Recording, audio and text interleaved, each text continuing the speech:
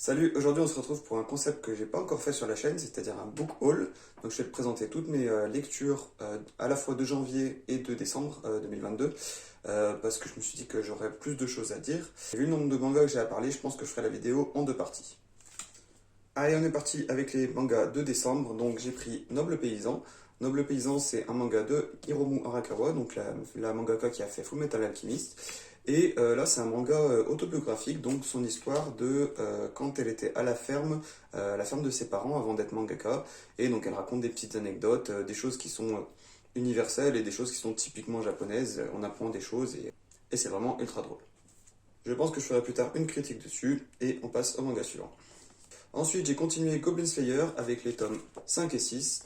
Donc là, c'est pareil, je pense que je ferai aussi une critique dessus. Mais pour vous dire, au niveau de l'animé s'arrête à peu près à la moitié du volume 6. Là, les mangas vont un tout petit peu plus loin, mais je vous en parlerai un peu plus détaillé. Là, j'ai le tome 4 de Grand Blue, mais je vous avais pas dit, du coup, j'ai continué en scan. J'en suis au chapitre 50 à peu près, quelque chose comme ça. Donc du coup, je peux vous faire un petit update par rapport à quand j'ai fait ma critique sur les 4 premiers tomes. J'ai l'impression qu'on se voit beaucoup plus vers de la romance que sur de l'humour par rapport au début. On a de la romance par rapport à Chisa, donc la cousine de Yori. Vous savez, japonais avec l'inceste, tout ça, tout ça.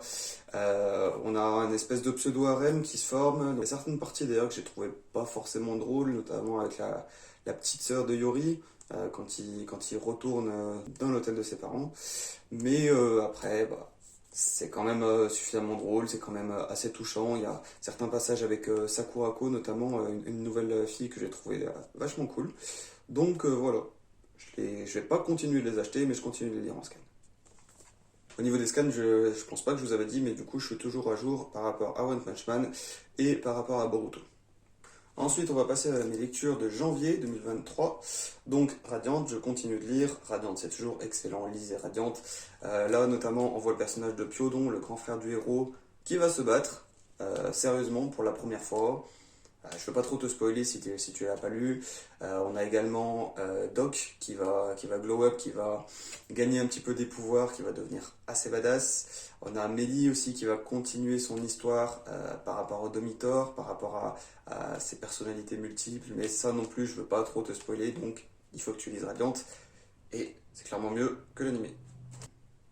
Voilà Magi Madoka Magica. Si t'as pas vu l'animé, fonce, c'est obligatoire. Ils ont sorti des versions manga.